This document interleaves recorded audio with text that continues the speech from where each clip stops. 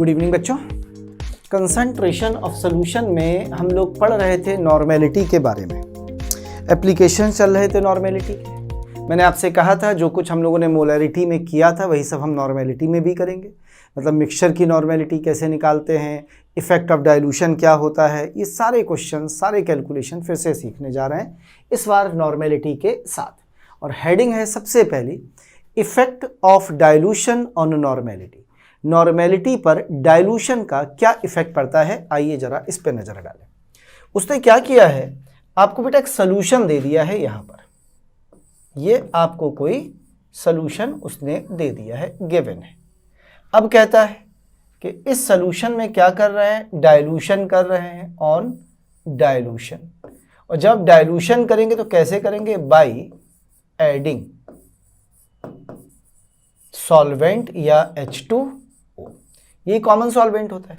तो आपको यहाँ पे क्या मिलेगा, सोल्यूशन मिलेगा जो कैसा हो चुका होगा बेटा, dilute. So we get a dilute solution, हमें एक डाइल्यूट सोल्यूशन मिल जाएगा। यही तो होगा।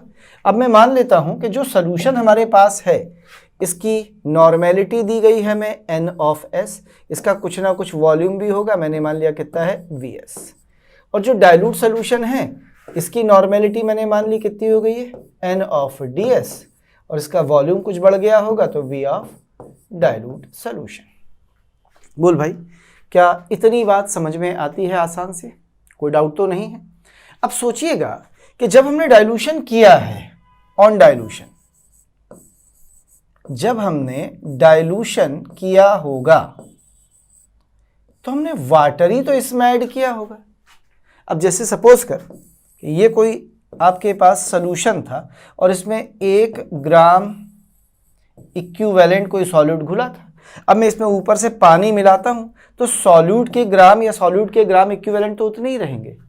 बस क्या बढ़ता जाएगा, सोल्यूशन का वॉल्यूम बढ़ता जाएगा, पानी का अमाउंट बढ़ेगा, सॉल्वेंट का अमाउंट चेंज होगा, पर सॉल्यूट के अमाउंट में तो कोई फर्क बेटा पड़ेगा नहीं। तो पहला पॉइंट यही कहता है कि जब हम डाइल्यूशन कराते हैं, यही हमने मोलैरिटी में किया था, कहते हैं जब हम डाइल्यूशन कराते हैं तो सबसे पहला पॉइंट यही आता है कि ग्राम इक्विवेलेंट या मिली इक्विवेलेंट किसके, of solute in solution remains same. यानी जो ग्राम इक्विवेलेंट सॉल्यूट के होंगे सॉल्यूशन में वो कैसे रहेंगे, सेम रहेंगे। यानी जो सॉल्यूशन में ग्राम इक्विवेलेंट होंगे वही डाइल्यूट सॉल्यूशन में होंगे। तो जरा बता, सॉल्यूशन के ग्राम इक्विवेलेंट कैसे निकालेगा, सॉल्यूशन के निकालेंगे normality of solution into volume of solution. Dilute solution के कैसे निकालेगा, normality of dilute solution into volume of dilute solution. और आप कह रहे हैं ये सेम होंगे, यानी दोनों कैसे होंगे, बराबर। इसे कहते हैं नॉर्मेलिटी इक्वेशन। यानी सॉल्यूशन के मिली इक्विवेलेंट बराबर डाइल्यूट सॉल्यूशन के मिली इक्विवेलेंट, या सॉल्यूशन के ग्राम इक्विवेलेंट बराबर डाइल्यूट सॉल्यूशन के ग्राम इक्विवेलेंट। तो ग्राम इक्विवेलेंट्स कैसे रहेंगे बेटा, सेम रहेंगे।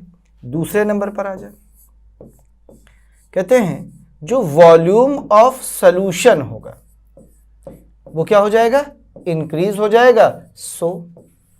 इसीलिए क्योंकि ये बढ़ जाएगा, नॉर्मेलिटी ऑफ सॉल्यूशन क्या हो जाएगी, डिक्रीज हो जाएगी। क्यों डिक्रीज हो जाएगी बेटा, क्योंकि आप कहते हैं नॉर्मेलिटी बराबर होती है ग्राम इक्विवेलेंट या मिली इक्विवेलेंट अपॉन वॉल्यूम। इन्हें आप कह रहे हैं कि ये सेम है, कांस्टेंट है, और वॉल्यूम आप बढ़ा रहे हैं बेटा। यदि वॉल्यूम आप बढ़ा रहे हैं तो नॉर्मेलिटी इनवर्सली प्रोपोर्शनल है किसके, वॉल्यूम के। हम कह सकते हैं बिकॉज कंसंट्रेशन, चाहे वो नॉर्मेलिटी हो चाहे मोलैरिटी हो, वो इनवर्सली प्रोपोर्शनल है किसके, वॉल्यूम के। तो वॉल्यूम बढ़ेगा, नॉर्मेलिटी घटेगी। तो इसीलिए वॉल्यूम ऑफ सॉल्यूशन बढ़ते ही जो नॉर्मेलिटी ऑफ सॉल्यूशन है वो कैसी हो गई है, कम। अब ऐसे बोलेंगे, देखिए यहाँ पे कि इक्वेशन ये कहती है सिंपल सी, हमें यदि हमने वॉल्यूम को दुगना कर दिया तो नॉर्मेलिटी 1/2 यानी आधी हो जाएगी। वॉल्यूम आधा 1/2 कर दिया तो नॉर्मेलिटी दुगनी हो जाएगी। यही तो मतलब होता है ना बेटा, इनवर्सली कर दी, इसको दुगना किया तो ये आधी, 10 गुना किया 1/10, आधा किया वॉल्यूम, 2 ऊपर चला गया, नॉर्मेलिटी दुगनी। यही तो है। तीसरे नंबर पर आ जाए। तीसरे नंबर पर कहता है कि वो उनसे क्वेश्चन पूछे कि हमने वॉल्यूम ऑफ H2O एडेड कितना किया है, कितना वाटर जोड़ा है। तो तो हम कहेंगे कि पहले हमारे पास कितना पानी था, वॉल्यूम Vs था। अब इसमें पानी डाला तो डाइल्यूट सोल्यूशन का वॉल्यूम कितना हो गया, VDS।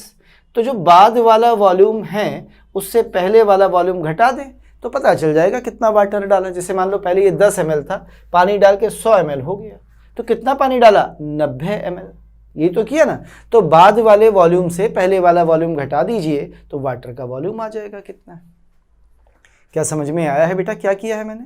तो ये होता है इफेक्ट ऑफ डाइल्यूशन, यानी डाइल्यूशन से नॉर्मेलिटी घट जाती है, वॉल्यूम बढ़ जाता है, पर ग्राम इक्विवेलेंट और मिली इक्विवेलेंट रहते हैं सेम।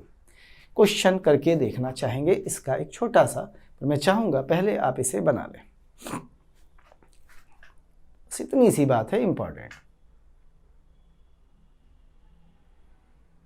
हो गया? चल भाई क्वेश्चन कर लेते हैं। मैं ऊपर वाला पोर्शन हटा देता हूं, खाली बस इतना हटा दिया, और यहीं पे कर लेते हैं अपन क्वेश्चन। देखिए क्वेश्चन क्या कहता है। वो क्वेश्चन कह रहा है आपसे, इन 10 ml N/2 HCl solution, what volume of H2O is added to make it deci normal. ये क्वेश्चन है, समझिएगा क्या कह रहा है कि तुम्हारे पास एक सोल्यूशन है HCl का। आइए सॉल्व कर लेते हैं। क्या कह रहा है, तुम्हारे पास एक सोल्यूशन है HCl का, और वो कितना दिया है आपको, 10 ml दिया है, और नॉर्मेलिटी कितनी दी है, 1/2 नॉर्मेलिटी दी है, और इसे आपने डाइल्यूट कर लिया, डाइल्यूट, और क्या बना दिया, डेसी नॉर्मल, यानी 1/10 इट इज द नॉर्मेलिटी। और पूछ रहा है वॉल्यूम, वॉल्यूम पता नहीं कितना होगा, मैंने मान लिया V/ds। कुछ समझ में आया? तो ध्यान से देख, नॉर्मेलिटी 1/2 से 1/10 यानी 1/5 टाइम्स हो गई। नॉर्मेलिटी 1/5 टाइम्स हो गई, 1/2 से 1/10। नहीं समझ में आया? 1/2 से 1/10, तो यहाँ 5 से मल्टीप्लाई किया तो 1/5 टाइम्स हो गई, तो वॉल्यूम 5 गुना हो गया। तो 10 ml का 5 गुना कितना होता है बेटा, 50 ml, यानी वॉल्यूम डाइल्यूट सोल्यूशन का हो गया 50 ml। था 10 हो गया 50, तो कितना पानी मिलाया, 40 ml। समझ में आया? ये तो थ्योरेटिकल हो गया, सॉल्व कर लेते हैं चलिए इस इक्वेशन से। बता, सोल्यूशन की नॉर्मेलिटी कितनी है, 1/2 इंटू सोल्यूशन का वॉल्यूम कितना है, 10 ml equals to dilute solution की नॉर्मेलिटी कितनी है, 1/10, वॉल्यूम कितना है पता नहीं, इतना मान लिया। इसे इधर ले जा, कितना हो गया, 10 × 10 100/2, तो वॉल्यूम ऑफ डाइल्यूट सोल्यूशन बराबर आ गया 100/2 यानी 50 ml। सोल्यूशन का 10 ml था, डाइल्यूट का 50 ml है, तो वॉल्यूम ऑफ H2O कितना ऐड किया, फाइनल है 50, इनिशियल था 10, बराबर आ गया 40 ml। लीजिए आंसर। तो कितना वाटर ऐड कर दिया जाए, 40 ml वाटर ऐड कर दिया जाए। देखिए आसान सा क्वेश्चन था। मैंने इसको पहले ऐसे ही कर दिया था, इसे हटा देता हूँ। पहले हमने इसे ऐसे ही कर लिया था, ठीक है ना। कैसे किया था पहले, मैंने फिर दिखा देता हूँ करके। मैंने कहा था पहले नॉर्मेलिटी कितनी है, 1/2, बाद में नॉर्मेलिटी कितनी हो गई, 1/10, तो कितनी हो गई है, 1/5 टाइम्स ना। इसमें नीचे 5 से मल्टीप्लाई किया तो 1/5 टाइम्स। यदि नॉर्मेलिटी 1.5 गुनी हो गई तो वॉल्यूम 5 गुना हो गया। तो 10 ml से 5 गुना यानी 50 ml हो गया। पहले 10 था, बाद में 50 हो गया, तो कितना वाटर ऐड कर दिया आपने बेटा, 40 ml। यह है क्वेश्चन ऑन डाइल्यूशन। देख ले भाई, समझ में आया है क्या? क्लियर है बेटा इतना? आगे बढ़ जाएं। चलिए थोड़ा सा आगे बढ़ते हैं। अब वो बात कर रहा है नॉर्मेलिटी, फिर से देखिएगा, अब वो बात कर रहा है normality, normality of mixture of acids और बेसिस। अलग अलग है, मतलब एसिड को एसिड से और बेस को बेस से मिलाना है, आपस में नहीं मिलाना है, नहीं तो रिएक्शन कर जाएंगे, न्यूट्रलाइज हो जाएंगे। तो normality of mixture of acid and bases निकालनी है। इसमें आपको कुछ नहीं करना, कभी भी इसका क्वेश्चन आ जाए तो आपको केवल इतना सा काम करना है, पहला कैलकुलेट कर लीजिए क्या, टोटल ग्राम इक्विवेलेंट या मिली इक्विवेलेंट ऑफ एसिड और बेस, जो भी आपको दिए गए। ये आपका पहला काम होगा, क्या निकालना है, टोटल मिली इक्विवेलेंट्स निकालने हैं। और निकालने के बाद बस फॉर्मूला यूज कर दीजिए कि नॉर्मेलिटी ऑफ मिक्सचर बराबर होगा total milli equivalent of acid या बेसिस, और इसको डिवाइड कर देंगे किससे, टोटल वॉल्यूम या फाइनल वॉल्यूम से। कहते सर आपने ऐसा क्यों किया, क्योंकि बड़ा सिंपल सा है भाई, मिली इक्विवेलेंट बराबर किसके होते हैं, नॉर्मेलिटी इनटू वॉल्यूम के। तो नॉर्मेलिटी किसके बराबर हो जाएगी बता, वॉल्यूम इधर ले आ, मिली इक्विवेलेंट अपॉन वॉल्यूम के। यानी नॉर्मेलिटी निकालनी है तो मिली इक्विवेलेंट को वॉल्यूम से डिवाइड करना पड़ता है। तो मैंने वही फार्मूला यूज़ कर लिया बेटा कि नॉर्मेलिटी बराबर मिली इक्विवेलेंट अपॉन वॉल्यूम। तो मिक्सचर की नॉर्मेलिटी निकालनी है तो total milli equivalent of mixture निकालेंगे और टोटल वॉल्यूम ऑफ मिक्सचर से डिवाइड कर देंगे, टोटल वॉल्यूम ऑफ मिक्सचर, इससे डिवाइड कर देंगे तो क्या मिल जाएगी, नॉर्मेलिटी ऑफ मिक्सचर। जैसे क्वेश्चन से समझते हैं इसी बात को, उसने क्वेश्चन दिया है, what is the question, question क्या कह रहा है, कह रहा है 100 ml N/2 HCl plus 400 ml, या 100 ही ले लेते हैं इसी में, या 300 ले लो, चलो 300 ml N/5 H2SO4 plus 100 ml N/5 कर देते हैं, N/5 HNO3, ये ले, इन सबको मिलाया गया एक सॉल्यूशन। कह रहा है बताइए नॉर्मेलिटी ऑफ मिक्सचर क्या होगी। आसान सा क्वेश्चन है, इन सबको मिलाया है उसने, कह रहा है नॉर्मेलिटी ऑफ मिक्सचर बताइए क्या होगी। तो हमें करना क्या है पहले ये बताइए, हमें करना बेटा छोटा सा काम ये है कि हमें total milli equivalents of acids निकालने हैं, और मिली इक्विवेलेंट निकालने के फार्मूले आपको पता ही है, यदि नॉर्मेलिटी है वॉल्यूम है तो N into V in ml। क्या ये वॉल्यूम है, जी हाँ। क्या ये नॉर्मेलिटी है, बिल्कुल है। दोनों को मल्टीप्लाई कर दीजिए तो कितना आ गया यहाँ पे, 50 मिली इक्विवेलेंट आ गए। ये वॉल्यूम है, ये नॉर्मेलिटी है, मल्टीप्लाई कर दीजिए इसको भी तो कितना आ जाएगा बेटा, 60 मिली इक्विवेलेंट्स आ गए, सही है ना। ये वॉल्यूम है, ये नॉर्मेलिटी है, मल्टीप्लाई कर दीजिए इसे भी, क्या 20 मिली इक्विवेलेंट आ गए। बोल भाई, हमसे क्या पूछी गई है, मिक्सचर की नॉर्मेलिटी, तो हम क्या बोलेंगे, नॉर्मेलिटी ऑफ मिक्सचर बराबर किसके होगा, टोटल मिली इक्विवेलेंट। जोड़ दे, 50 प्लस 60 110 प्लस 20 130 मिली इक्विवेलेंट। टोटल वॉल्यूम बता दे कितना है, 500 ml। काम खत्म, क्वेश्चन खत्म हो गया, 0 से 0 काट दिया। अब इसे सॉल्व कर देते भी है थोड़ा सा, ठीक है।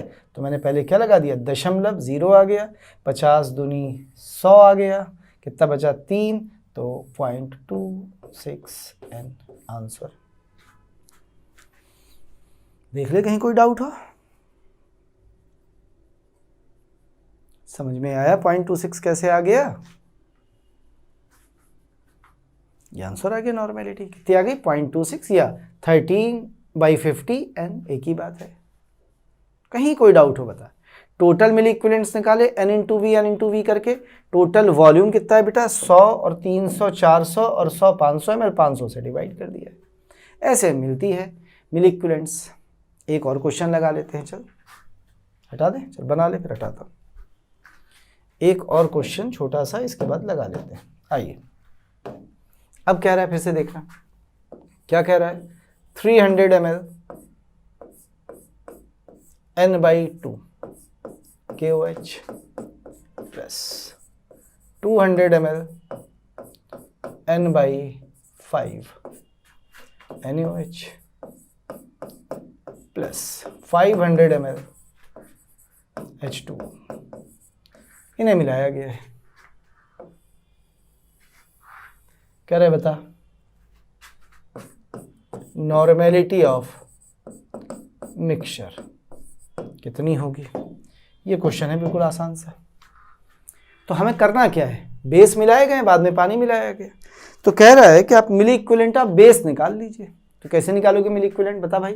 क्या वॉल्यूम दिया है, जी हाँ। क्या नॉर्मेलिटी दी है, बिल्कुल दी। दोनों को मल्टीप्लाई कर दे, कितने मिली इक्विवेलेंट आ गए, 150। तो यहाँ आ गए, यहाँ आ जा बेटा, इनको मल्टीप्लाई कर दे, बोल कितने मिली इक्विवेलेंट आएंगे, 40। यहाँ आ गए, आ गए। अब पूछा है नॉर्मेलिटी ऑफ मिक्सचर बताइए कितनी होगी, तो नॉर्मेलिटी ऑफ मिक्सचर बराबर निकाल दे।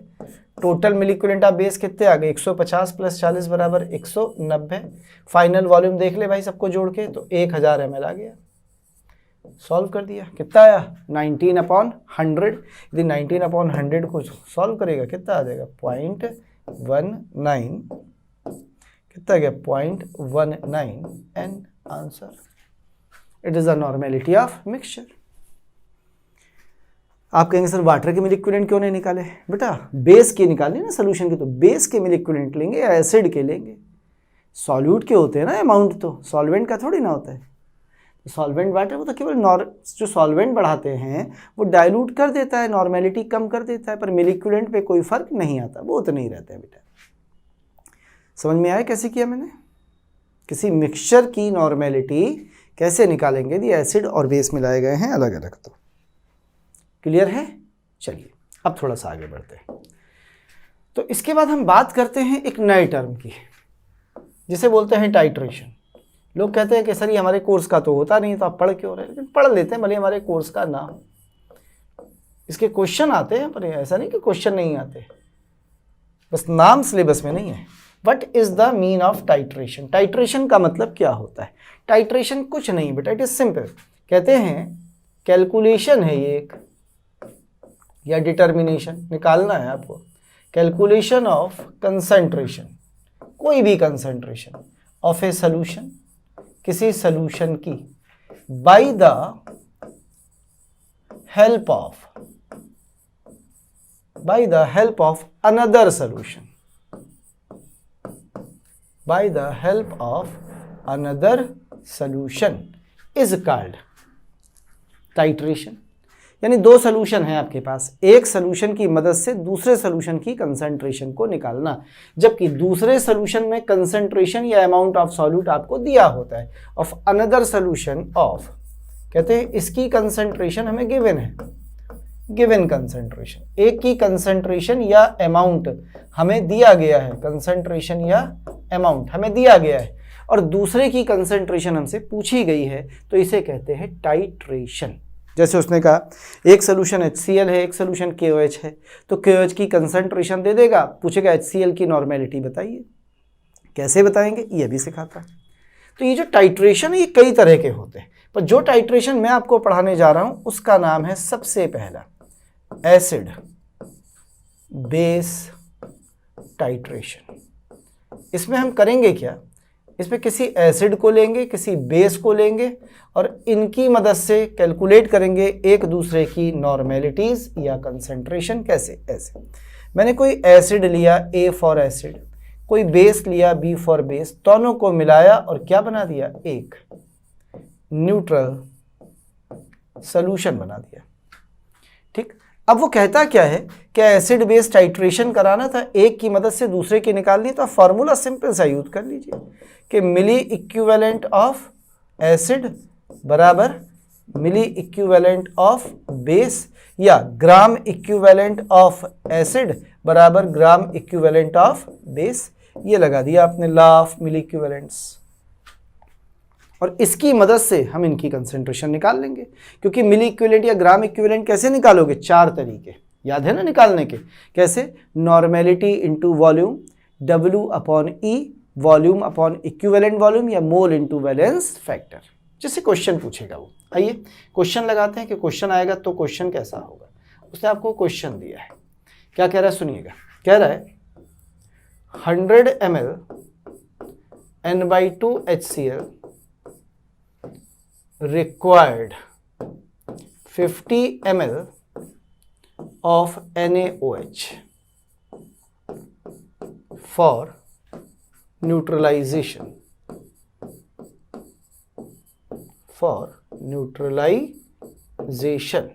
कह रहा है न्यूट्रलाइजेशन के लिए 50 ml NaOH रिक्वायर्ड था।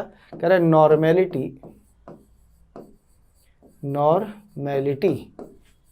ऑफ NaOH इज, बताइए NaOH की नॉर्मेलिटी क्या होगी। देखिए बिल्कुल सिंपल सा क्वेश्चन है, कुछ नहीं करना होता, जो कह रहा है बस वो कर लीजिए। HCl लिया है, रिएक्शन किससे कराई है, NaOH से, बोला न्यूट्रलाइज करना है तो कैसा सोल्यूशन बनाया है, NS यानी न्यूट्रल सोल्यूशन। तो अपन बोलेंगे मिली इक्विवेलेंट ऑफ HCl बराबर मिली इक्विवेलेंट ऑफ NaOH। तो HCl के मिली इक्विवेलेंट कैसे निकालेगा, नॉर्मेलिटी कितनी दी है 1/2 इंटू वॉल्यूम कितना दिया है 100 बराबर नॉर्मेलिटी निकालनी है वॉल्यूम 50 ml। सॉल्व कर ले भैया। तो कैसे सॉल्व करेगा जरा बताना। एक 0 से 0 कट गया, समझ में आया बेटा, कितना हो जाएगा जरा बता दीजिए।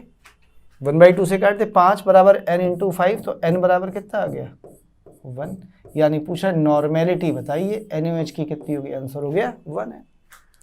इतना छोटा सा सवाल होता है बस भाई। एक की कंसंट्रेशन यानी नॉर्मेलिटी आपको पता है और दूसरे की यानी इसकी नॉर्मेलिटी यानी कंसंट्रेशन आपसे पूछी गई, तो आपने एसिड बेस न्यूट्रलाइजेशन का फार्मूला लगा दिया, आराम से निकल आया। देख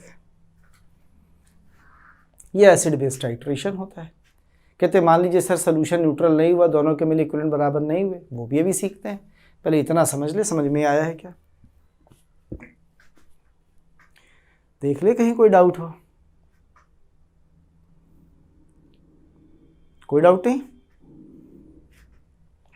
कहते सर मान लीजिए 2 एसिड यूज किएगा तो दोनों के मिली इक्विवेलेंट जोड़ देंगे, 2 बेस यूज किएगा 2 बेस के मिली इक्विवेलेंट जोड़ देंगे। भाई सेम कंपोनेंट यदि होंगे तो उनके मिली इक्विवेलेंट्स को जोड़ दिया जाएगा। हटा दो, समझ में आ गया बेटा। टाइट्रेशन का मतलब सिंपल कैलकुलेशन ऑफ कंसंट्रेशन है किसी सॉल्यूशन की। अब वो टाइट्रेशन एसिड और बेस से कराओगे तो एसिड बेस टाइट्रेशन नाम दे दिया उसने, हटा दिया जाए। आइए आगे बढ़ते हैं। जैसे आपके दिमाग में सवाल आया कि सर मान लीजिए मिली इक्विवेलेंट सेम नहीं हुए तो क्या होगा, तो आइए एक चीज सीखते हैं यहाँ पर, इसी में एसिड बेस टाइट्रेशन में नेचर ऑफ सॉल्यूशन क्या होगी पहला, एंड और साथ ही साथ नॉर्मेलिटी ऑफ जो रिजल्टिंग सॉल्यूशन मिलेगा वो कैसे निकाली जाएगी। दो चीजें हैं, एक नेचर ऑफ सॉल्यूशन क्या है, एक नॉर्मेलिटी ऑफ रिजल्टिंग सॉल्यूशन कैसे निकाली जाती है। तो ये सीखिएगा। हमने क्या किया, ए फॉर कोई एसिड लिया है, बी फॉर कोई बेस लिया है, दोनों को मिला दिया है। और जब दोनों को मिलाया है तो देखिए क्या क्या पॉसिबिलिटी होंगी। पहली पॉसिबिलिटी, यदि मिली इक्विवेलेंट ऑफ एसिड या ग्राम इक्विवेलेंट ऑफ एसिड बराबर है मिली इक्विवेलेंट ऑफ बेस के, तो ऐसी कंडीशन में नेचर ऑफ सॉल्यूशन जो हम लिखेंगे वो ये कहेंगे कि नेचर ऑफ सॉल्यूशन कैसा होगा, न्यूट्रल सॉल्यूशन। और ऐसी कंडीशन में नॉर्मेलिटी निकालने की ज़रूरत नहीं है, पर मान लो कभी निकालनी पड़े तो याद रखिए न्यूट्रल सॉल्यूशन की नॉर्मेलिटी 10⁻⁷ होती है हमेशा। हालांकि इसको निकालने की ज़रूरत है नहीं, पर इतनी ही होती है। इससे से pH निकल आती है तो pH बराबर 7 हो जाती है। ठीक, आगे बढ़ जाते हैं। कहते सर ऐसा भी तो हो सकता था कि मिली इक्विवेलेंट ऑफ एसिड ज़्यादा हो जाए मिली इक्विवेलेंट ऑफ बेस से। बिल्कुल हो सकता है भाई। यदि ऐसा हो गया कि मिली इक्विवेलेंट ज़्यादा हो गए एसिड के तो आपका सॉल्यूशन, तो ऐसी कंडीशन में आपका सॉल्यूशन जो होगा इट बिकम्स एसिडिक सॉल्यूशन। तो ये सॉल्यूशन कैसा होगा, एसिडिक सॉल्यूशन होगा। और इस एसिडिक सॉल्यूशन की यदि आपसे पूछा जाए नॉर्मेलिटी कैसी होगी, तो नॉर्मेलिटी ऑफ एसिडिक सॉल्यूशन कैसे निकालोगे पता है, ऐसे मिली इक्विवेलेंट ऑफ एसिड में से बेस के मिली इक्विवेलेंट घटा दोगे क्योंकि एसिड ज़्यादा है, और इसे डिवाइड कर दोगे किससे, जो भी आपका फाइनल वॉल्यूम होगा। तो एसिड के कितने मिली इक्विवेलेंट बचे थे और टोटल वॉल्यूम से डिवाइड किया तो नॉर्मेलिटी आ गई एसिडिक सॉल्यूशन की। कहते सर क्या ऐसा भी हो सकता है कल की तारीख में कि मिली इक्विवेलेंट ऑफ एसिड कम आ जाए और मिली इक्विवेलेंट ऑफ बेस ज़्यादा आ जाए तो बिल्कुल हो सकता है भाई। यदि बेस के मिली इक्विवेलेंट ज़्यादा आ गए तो your solution becomes basic solution. और यदि पूछे बेसिक सोल्यूशन की नॉर्मेलिटी कैसे निकालेंगे, तो नॉर्मेलिटी ऑफ बेसिक सोल्यूशन बिल्कुल जैसे ऊपर निकाली, मिली इक्विवेलेंट ऑफ एसिड की जगह बेस से एसिड के घटा देंगे मिली इक्विवेलेंट और डिवाइड कर देंगे टोटल वॉल्यूम से। तो लीजिए नॉर्मेलिटी बेसिक सोल्यूशन की भी आ गई। सर क्वेश्चन करके समझाइए। आइए क्वेश्चन करके भी समझ लेंगे, कोई बात नहीं।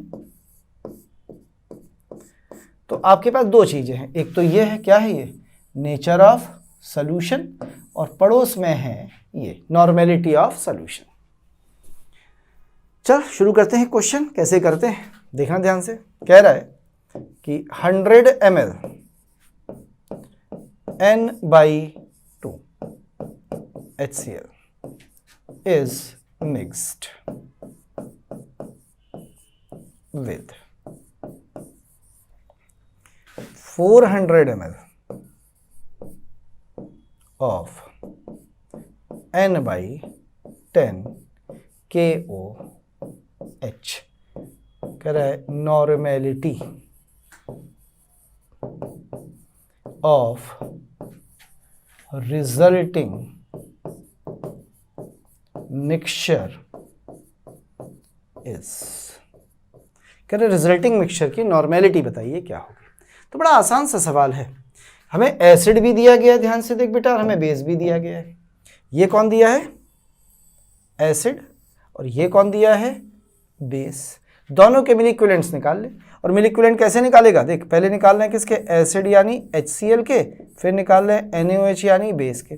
तो मिली इक्विवेलेंट बराबर होंगे N × V। N कितना है 1/2 और वॉल्यूम कितना है 100। तो इसके मिली इक्विवेलेंट कितने आ गए 50। यहाँ पे आ जा भैया, नॉर्मेलिटी कितनी है 1/10, वॉल्यूम कितना है 400, मिली इक्विवेलेंट्स कितने आ गए 40। तो पहले ये बता किसके मिली इक्विवेलेंट ज्यादा है, एसिड के कि बेस के, एसिड के। तो सॉल्यूशन की नेचर कैसी हो गई, एसिडिक, यानी पहली बात तो सॉल्यूशन होगा एसिडिक। ये तो सॉल्यूशन की बात हो गई कि नेचर ऑफ सॉल्यूशन कैसी है, तो वो आ गई है एसिडिक। अब वो कह रहा है कि नॉर्मेलिटी ऑफ मिक्सचर बता दे कैसी होगी। तो जो नॉर्मेलिटी होगी वो एसिडिक मिक्सचर की तो होगी, यानी एसिडिक सॉल्यूशन की। तो इस एसिडिक सॉल्यूशन की नॉर्मेलिटी कैसे निकालेगा, बराबर मिली equivalent of acid minus base. Acid के हैं 50, इसके हैं 40, तो 50 माइनस 40, फाइनल वॉल्यूम कितना हो गया बेटा, इसका है 400, इसका है 100, यानी कितना हो गया जरा बता दे, 500 ml। तो आंसर कितना आ गया, इट इज 10/500। कोई डाउट है, इससे इसे काट दिया तो नॉर्मेलिटी ऑफ सॉल्यूशन कितनी आ गई, N/50 आंसर। और सॉल्व करना है तो डिवाइड कर दे भैया, सॉल्व करने पर कितनी आ जाएगी, इट इज 0.02। ये भी ले सकते हैं, एक ही बात है, इसे लिखो या इसे लिखो। देख कितना आसान सा सवाल था। सोल्यूशन कैसा है, एसिडिक है। नॉर्मेलिटी कितनी है, N/50 है। एसिडिक क्यों है, क्योंकि एसिड के मिली इक्विवेलेंट ज़्यादा है। कल बेस के मिली इक्विवेलेंट ज़्यादा होते तो सोल्यूशन कैसा हो जाता बच्चा, बेसिक हो जाता है।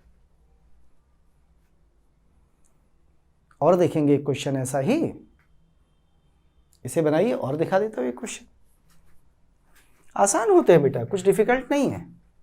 कहते सर क्या ऐसे क्वेश्चन आते हैं बहुत ज़्यादा, यहाँ नहीं आयनिक में पीएच निकालनी होती है, इन्हें मिलाएंगे कहेंगे पीएच बताइए कितनी होगी। तो ये बड़े काम की चीज़ें हैं जो हम पढ़ रहे हैं। हो गया, बना ले, आधा मिनट दे रहा हूँ फिर आगे बढ़ता हूँ।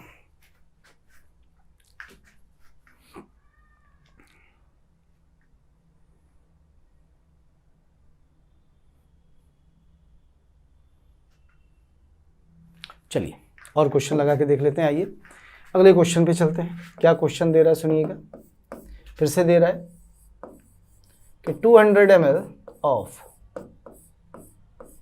N/4 HCl mixed with 300 ml of N/2 KOH कह रहा है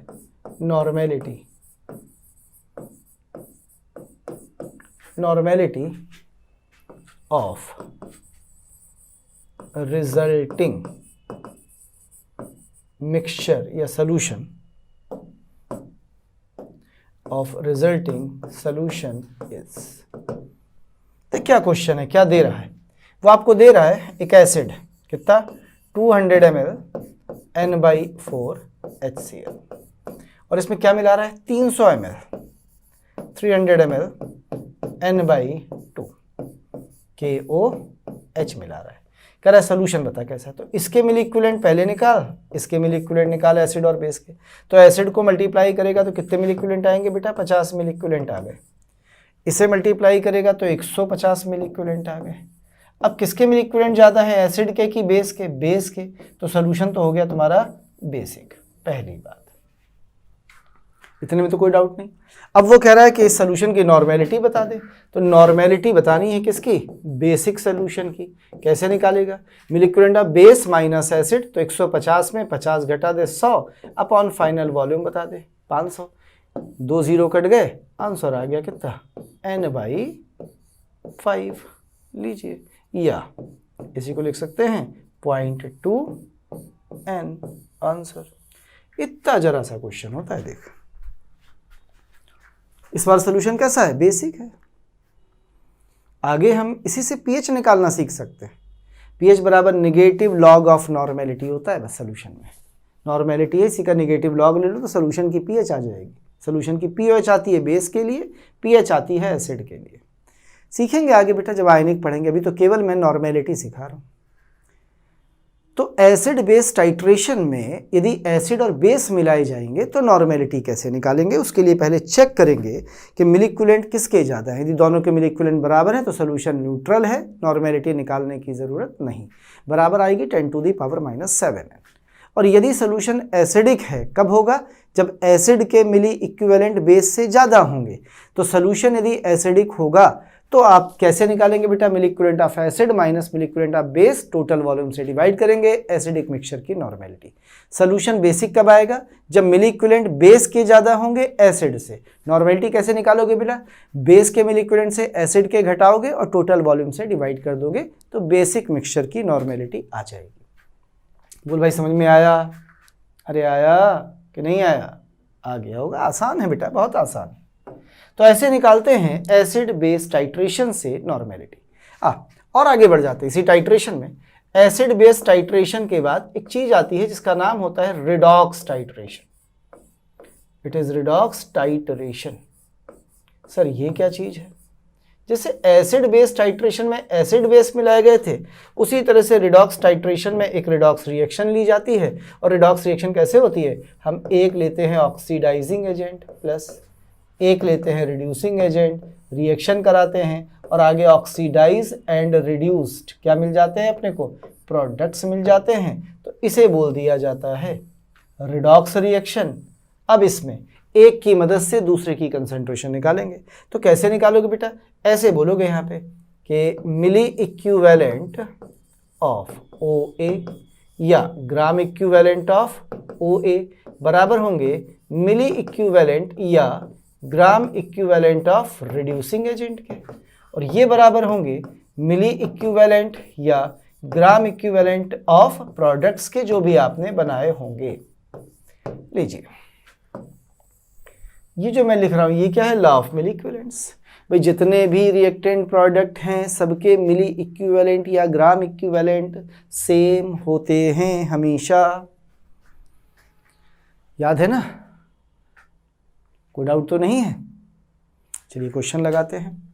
कहते हैं, ध्यान से देखना, 10 ml of 0.5 N potassium permanganate solution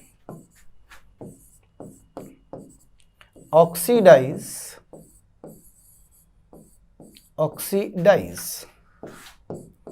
sodium sulphide into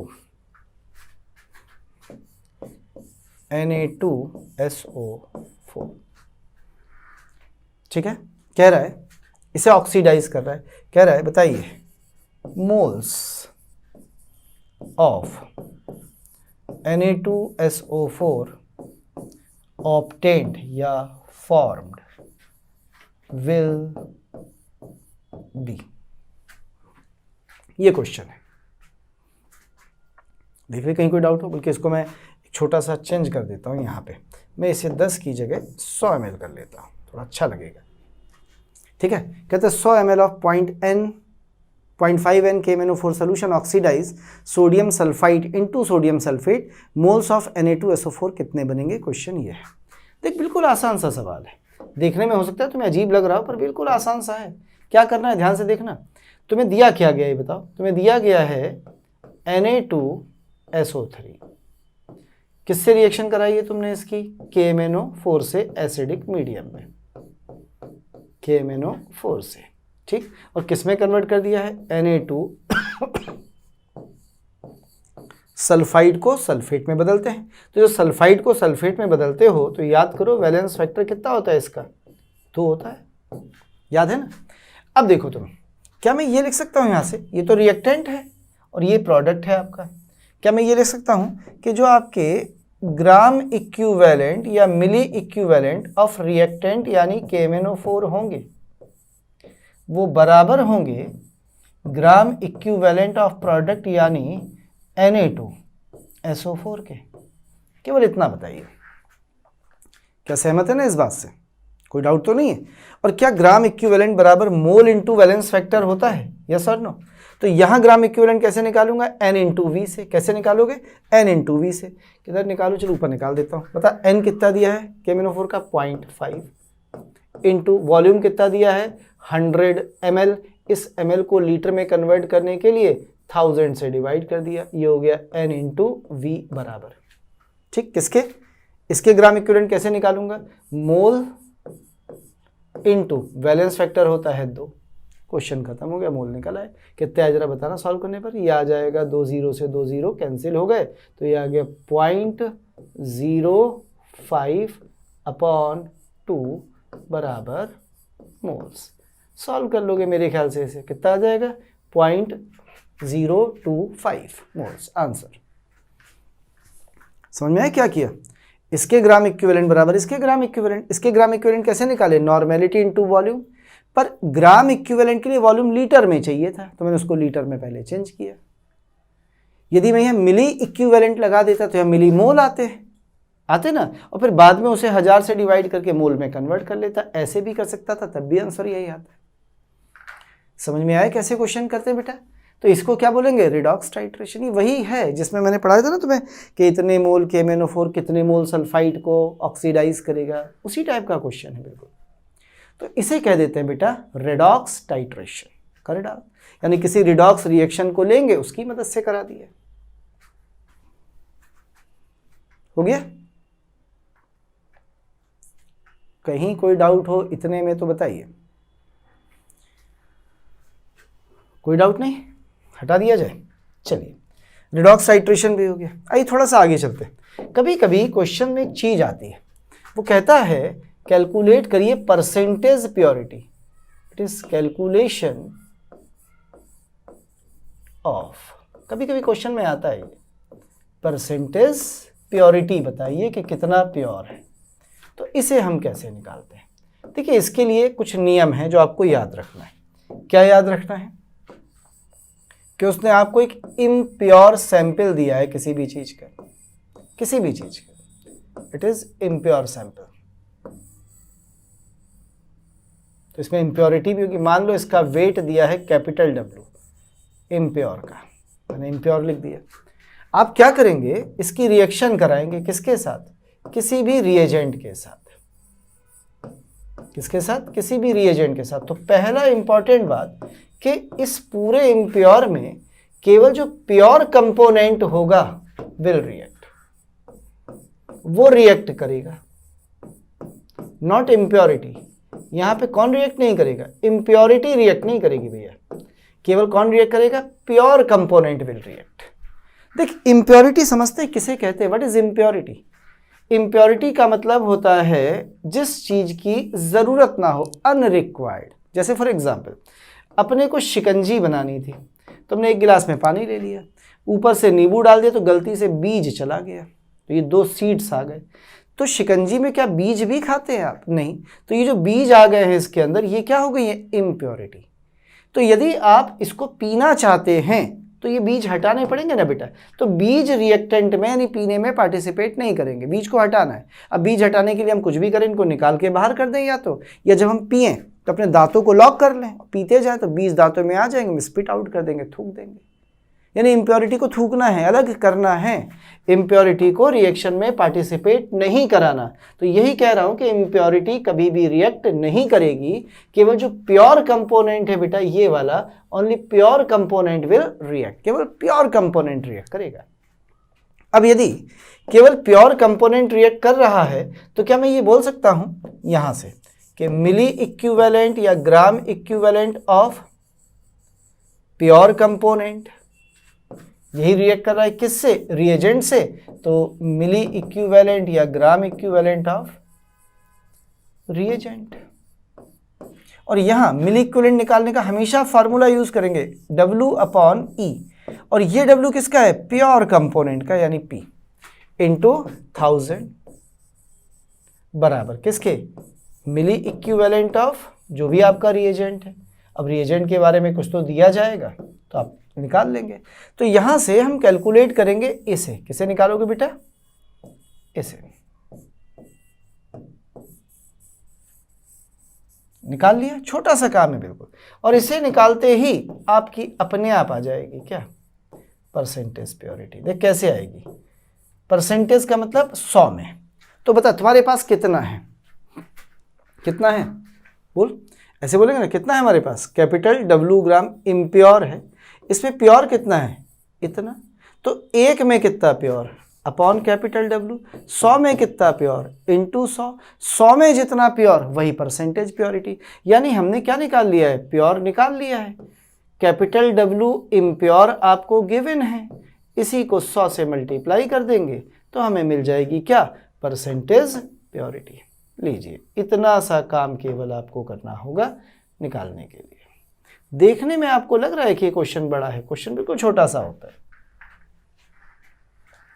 देख ले बच्चा, कहीं कोई डाउट लग रहा हो परसेंटेज प्योरिटी निकालने में, तो ये काम हमेशा आपको करना है परसेंटेज प्योरिटी निकालते समय। बिल्कुल आसान छोटा सा काम है।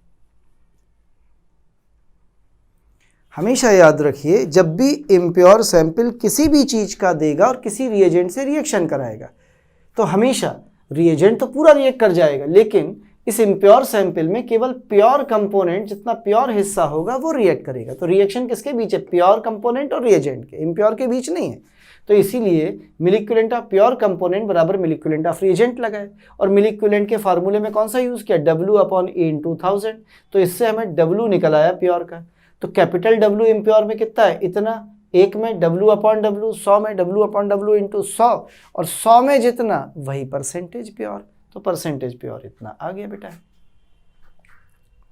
क्लियर है? पक्का? आइए एक लास्ट चीज और देख लेते हैं, नॉर्मेलिटी को खत्म कर देते हैं।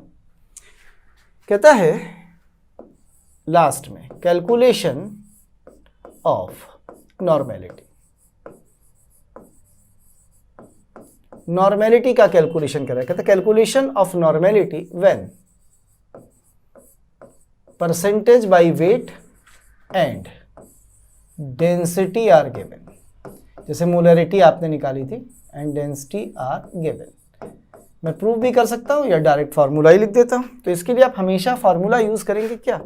नॉर्मेलिटी बराबर percentage by weight into density, यानी परसेंटेज वेट बाय वॉल्यूम हो गया, मल्टीप्लाइड बाय 10 और डिवाइडेड बाय इक्विवेलेंट वेट। लीजिए, ये आ गई नॉर्मेलिटी। क्लियर? इसी तरह से यदि वो आपको कभी स्ट्रेंथ दे दे, देखना ये क्या है? नॉर्मेलिटी बराबर, यदि वो कभी आपको स्ट्रेंथ दे दे, किसमें? ग्राम पर लीटर में दे दी, तो ग्राम को यदि मैं डिवाइड कर दूं किससे? इक्विवेलेंट वेट से, तो क्या ग्राम वेट को इक्विवेलेंट वेट से डिवाइड कर दो तो ग्राम इक्विवेलेंट पर लीटर आ गए, इसी को बोल देंगे क्या, नॉर्मेलिटी। या इसे स्ट्रेंथ निकालनी हो तो सनी, S बराबर N इंटू ई, सनी। ऐसे फार्मूला बना सकते हैं। नहीं समझ में आया? तुम्हें स्ट्रेंथ दी गई थी ग्राम पर लीटर में, स्ट्रेंथ मॉलिक्यूलर वेट से डिवाइड कर दे तो मोलरिटी बन जाती है, इक्विवेलेंट वेट से डिवाइड किया तो क्या बन गई, नॉर्मेलिटी। यानी कुछ ऐसा सिस्टम है, यदि मैं इसको शुरू से समझने की कोशिश करूं तो हमने ऐसा पढ़ा था कहीं, यदि ये हमें परसेंटेज दिया है और ये परसेंटेज याद रखिएगा कौन सा है, वेट बाई वॉल्यूम, और इस परसेंटेज को यदि हम मल्टीप्लाई कर देते थे 10 से तो हमें स्ट्रेंथ मिल जाती थी, याद है ना, स्ट्रेंथ किसमें, इन ग्राम पर लीटर। अब इस स्ट्रेंथ के साथ खेलना, यदि इस स्ट्रेंथ को ग्राम पर लीटर को तुम डिवाइड कर दो मॉलिक्यूलर वेट ऑफ सॉल्यूट से तो तुम्हें मिल जाती थी मोलरिटी ऑफ सॉल्यूशन, आपके सॉल्यूशन की मोलरिटी। क्या मिल जाती थी बेटा, मोलरिटी ऑफ सॉल्यूशन। लीजिए ये रही, और यदि इसी को तुम डिवाइड कर दो, कलर बदल लेते हैं जरा, इसी को तुम डिवाइड कर दो, देखना, इसी को तुम डिवाइड कर दो डिवाइडेड बाई मॉलिक्यूलर वेट की बजाय इक्विवेलेंट वेट से, तो यही स्ट्रेंथ किस में कन्वर्ट हो जाएगी, नॉर्मेलिटी ऑफ सॉल्यूशन में। लीजिए हो गई ना। अब कहते हैं कि सर हम तो डायरेक्ट कन्वर्ट करना चाहते हैं, इसे इसमें और इसे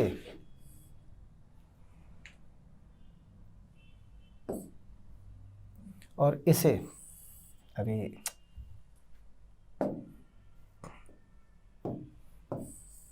चल भाई, और इसे इसमें, तो ऊपर वाला तो मैं सिखा ही चुका हूं, नीचे वाले में क्या करना है बता। तो पहले इसमें मल्टीप्लाई करना है किससे, 10 से, और फिर डिवाइड करना है किससे, इक्विवेलेंट वेट से, बन गया। और याद रखिएगा कि ये परसेंटेज कौन सा है, it is weight by volume, ना दिया हो तो वेट बाई वॉल्यूम होता है, और यही बाई वेट होता तो पहले डेंसिटी से और मल्टीप्लाई कर देते, देखिए फार्मूला बन जाता है। यहाँ पे ये परसेंटेज कौन सा है, परसेंटेज बाई वेट वाला। तो देखिए एक रिलेशन इनमें पता चल गए।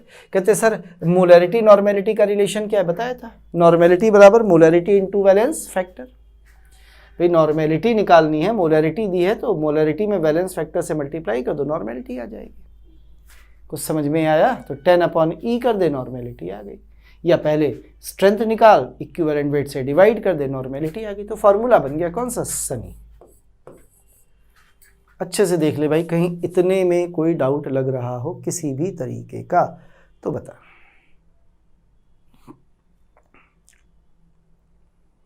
क्लियर है? एक क्वेश्चन आइए कर लेते हैं, हटा दूं इसे, चलिए एक क्या दो क्वेश्चन कर लेते हैं। पहला क्वेश्चन उसने आपको दिया है 98% H2SO4 by weight having density equals to 1.84 ग्राम पर ml। कह रहा है नॉर्मेलिटी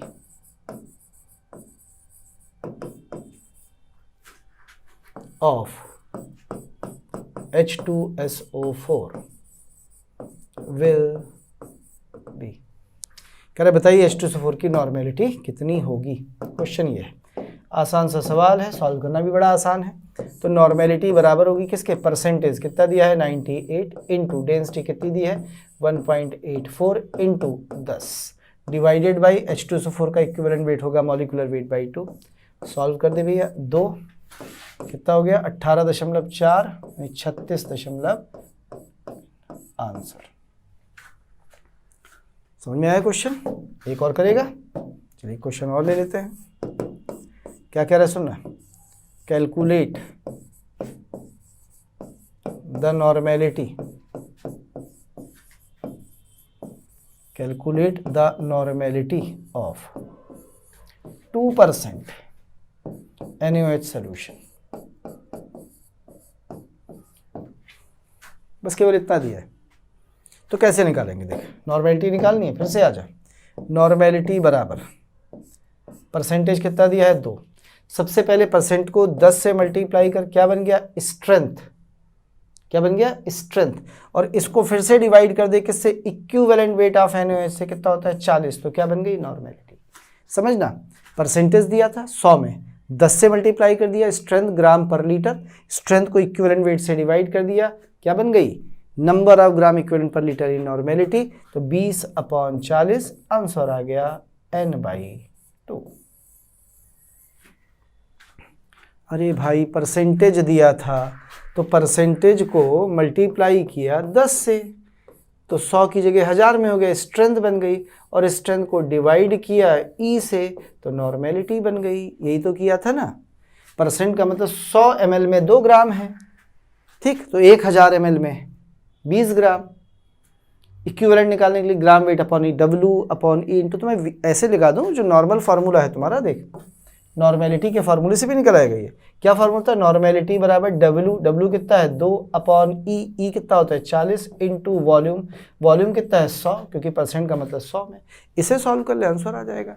ठीक, अब वॉल्यूम जो यहाँ लेते हैं वो लीटर में लेते हैं सोल्यूशन का, तो ऊपर 1000 कर दे, सॉल्व करके देखिए ये आंसर आ जाएगा। यानी नॉर्मेलिटी बराबर W/E into volume in litre, उस फार्मूले से निकाल, तब भी देखिए कितना आएगा, 2 0 से 2 0 कट गए, 10 दूनी 20/40 बराबर 1/2, आंसर N/2।